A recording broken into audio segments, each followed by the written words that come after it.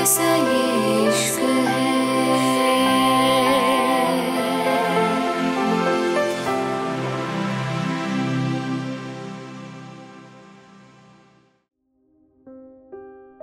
Island, Anirudh धीरे से बोला। तुम मुझसे कुछ ज्यादा ही नहीं डरने लगी हो? क्या तुम्हें पता नहीं ये तो हमारे बीच एक ना दिन होना ही है, तो अब क्यों नहीं?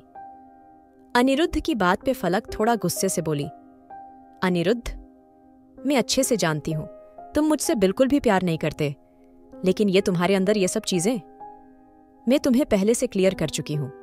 बिना मोहब्बत के, बिना प्यार के मैं कभी भी अपनी शादीशुदा जिंदगी आगे नहीं बढ़ाऊंगी। अनिरुद्ध फलक की आंखों में देखते हुए धीरे से बोला।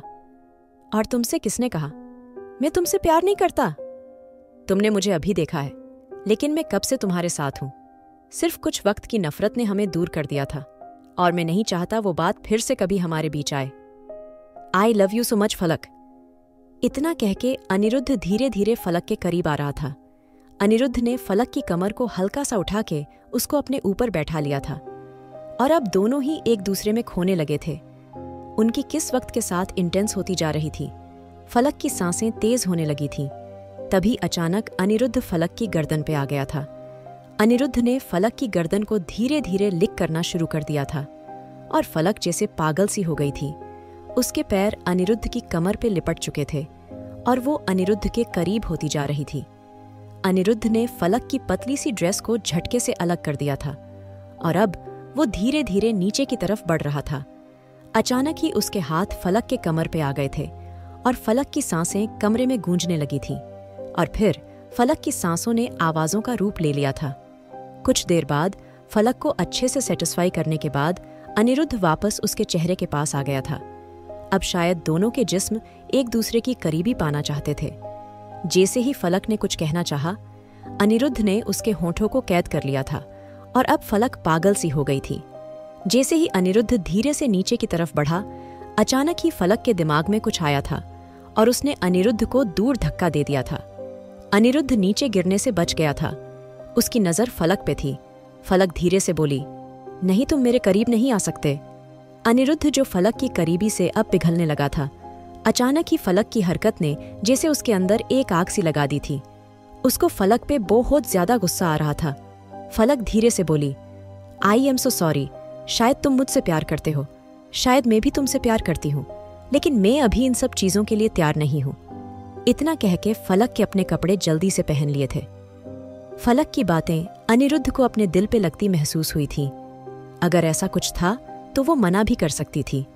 वो ये कह सकती थी, अभी वो इस चीज के लिए तैयार नहीं, जब उसने प्यार का बहाना दिया था। अनिरुद्ध ने उसको अपने प्यार का भी एहसास कराया था, लेकिन आज जो वो कह रही थी वो सब तो अनिरुद्ध खुद से ही बोला। उसने कहा था वो इन सब के लिए तैयार नहीं, लेकिन अगर ये बात वो पहले बता देती। अनिरुद्ध जन गहरी सांस ली और बिना कुछ कहे वॉशरूम में चला गया था। फलक को अब अनिरुद्ध के लिए बुरा लग रहा था। उसका कितना अच्छा मूड था, और फलक ये एक सेकंड के अंदर उसका मूड खराब कर दिया था। फलक ने गहरी सांस ली और फिर बिना कुछ कहे बिस्तर पे लेट गई। बाहर बारिश अभी भी इतनी ही तेज थी, और फिर कुछ देर करवटें बदलने के बाद ही उसको फिर से नींद आ गई थी। अनिरुद्ध 2 घंटे में बाहर आया था, और उसकी आंखों में थकान लग रही थी। उसने गहरी सांस ली और अपना बिस्तर लेके काउच पे आ गया। उसको उम्मीद नहीं थी, फलक उसको एक बार मनाएगी भी नहीं। उसने कभी नहीं सोचा था फलक इतनी ज्यादा पत्थर दिल भी हो सकती थी। अनिरुद्ध ने गहरी सांस ली और फिर बिना कुछ बोले वो भी लेट गया था। मुंबई, जन्नत विला। सुबह जैसे ही हया की आंख खुली, रुद्राक्ष जल्दी से उसके सामने कॉफी करते हुए बोला, ये लो। हया ने कॉफी साइड में रखी और बिना कुछ बोले उठने लगी, लेकिन रुद्राक्ष जल्दी से उसके सामने आते हुए बोला, बताओ कहाँ चलना है, मैं लेके चलूं? रुद्राक्ष की बात पे हया धीरे से बोली, तुम्हें क्यों चलना है? मेरे पैर बिल्कुल ठीक हैं, मैं चल फिर सकती हूँ, बिल्कुल बेड पे नहीं बैठना है मुझे। हया की बात सुन के रुद्राक्ष उसके हाथों को अपने हाथों में लेते हुए बोला, अभी भी नाराज हो तुम? हया धीरे से बोली, तुम्हें मेरी नाराजगी से कोई फर्क पड़ता है? हया की बात पे रुद्राक्ष उसके हाथों को चूमते हुए बोला, प्यार करता हूं, मैं तुमसे बीवी हो, तुम मेरी। अगर मुझे तुम्हारी नाराजगी से फर्क नहीं पड़ेगा तो किसकी नाराजगी से पड़ेगा? आई लव यू हया। इतना कह के रुद्राक्ष ने आगे बढ़ के हया की गर्दन पे हल्की सी किस करी थी। हया रुद्राक्ष को दूर हटाते हुए बोली, मुझे इन सब बातों से फर्क नहीं पड़ता रुद्राक्ष। जेनी जहां से आई हैं उसको वहीं भेज दो। मैं नहीं चाहता उसकी वजह से हमारे बीच दूरियां आएं। हया की बात पे रुद्राक्ष हैरानी से बोला, हया फिर से वही बात यार? तुम एक बात के पीछे क्यों पड़ जाती हो? मैंने कहा ना, जेनी की वजह से तुम्हें कोई प्रॉब्लम नहीं होगी। अगर हुई तो उसकी जिम्मेदारी में लेता हूं, लेकिन तुम प्लीज ये सब बातें करके अपना मूड खराब मत करो। हया रुद्राक्ष का हाथ गुस्से से हटाते हुए बोली, बकवास बंद करो अपनी। तुम रुद्राक्ष, वो लड़की तुम्हारे में इंटरेस्ट दिखा रही है। उस लड़की को तुम्हारा साथ चाहिए और वो तुम्हारी वजह से मुझे नीचा दिखाने के चक्कर में रहती है। हया की बात पे रुद्राक्ष ने झटके से उसको अपनी गोद में उठाया और उसको अपने ऊपर बैठाते हुए धीरे से बोला, उसकी इतनी हिम्मत कभी नहीं हो सकती वो तुम्हें कुछ कह पाए, इसलिए उसके चक्कर में खुद को हर्ट करना बंद करो। इतना कह के रुद्राक्ष जल्दी से हया के कपड़े उसके सामने करते हुए बोला, तुम तैयार हो जाओ, आज हम बाहर चलेंगे। रुद्राक्ष की बात पे हया जल्दी से बोली, नहीं मुझे कहीं नहीं जाना, कॉलेज में भी फंक्शन है तो मैं घर बैठ के अपने डिजाइन बना लूंगी, तुम फिक्र मत करो। इतना कह के हया बिना कुछ कहे वॉशरूम की तरफ चली गई थी। कुछ देर बाद हया वापस आई तो रुद्राक्ष उसकी आंखों में देखते हुए बोला, पहले ब्रेकफास्ट कर लो, सब लोग नीचे तुम्हारा वेट कर रहे हैं। रुद्राक्ष की बात पे हया बिना कुछ कहे उसके साथ चली गई थी। नीचे सब लोग पहले से उसका इंतजार कर रहे थे। पुष्कर शेखावत खुश होते हुए बोले, कैसी तबीयत है बेटा? पुष्कर जी की बात पे हया सर हिलाकर उनके सामने बैठ गई थी। मन्नत जी मुस्कुराते हुए बोली, कैसी तबीयत है हया? मैं रात ही तुम्हारे पास आ रही थी, लेकिन फिर मुझे लगा अब काफी लेट हो गया, इसलिए मैं नहीं आई। हया धीरे से बोली, मैं अब भी ठीक हूँ, आपको परेशान होने की जरूरत नहीं और मेरी तबीयत भी अब बेहतर है। इतना कह के हया ब्रेकफास्ट करने लगी थी। तभी उसके चेहरे के एक्सप्रेशन जो अब तक बहुत सॉफ्ट थे अब वो खराब हो गए थे। उसने जो टुकड़ा तोड़ा था वो भी नीचे रख दिया था। जेनी उसके सामने आते हुए बोली, क्या हुआ? काफी परेशान सी लग रही हो तुम। वैसे आंटी, कल मैंने बहुत इंतजार करा था हया का और वो मेरे सामने ही आई थी। मैंने उससे तबीयत पूछी थी उसकी, काफी थकी थकी लग रही थी। जेनी की बात पे रुद्राक्ष आराम से बोला, जेनी तुम्हें उसकी फिक्र करने की जरूरत नहीं है, मैं अपनी बीवी का ख्याल रख सकता हूँ, तुम्हें उसन के लिए देर रात तक जागने की जरूरत नहीं है। इतना कह के रुद्राक्ष अपनी कॉफी पीने लगा था। तभी जेनी धीरे से बोली, लेकिन मैं इस घर में रहती हूँ रुद्राक्ष, तो मेरा फर्ज बनता है यहाँ के लोगों के बारे में पूछना, इसलिए। हया जो अब तक खामोश बैठी थी थोड़ा तेजी से बोली, तुम्हें उसकी फिक्र करने की जरूरत नहीं है जेनी, मेरी फिक्र करने वाले बहुत लोग हैं, लेकिन तुम मेरी इतनी बड़ी शुभचिंतक मत बनो प्लीज, तुम्हें कोई जरूरत नहीं। रात के 1 बजे मेरा इंतजार करने की, उसके लिए रुद्राक्ष है और मॉम, घर के बाकी मेंबर भी हैं उसके लिए, लेकिन ये सब करके तुम जो साबित करना चाह रही हो वो ठीक नहीं है। हया की बात पे सबके खाते हुए हाथ रुक गए थे। पुष्कर जी ने भी हया को देखा था। हया ने जैसे ही सबको अपनी तरफ देखता पाया वो धीरे से बोली थी, सॉरी। हया ने इतना कह के सर झुका लिया था। पुष्कर जी धीरे से बोला, क्या चल रहा है ये सब घर में?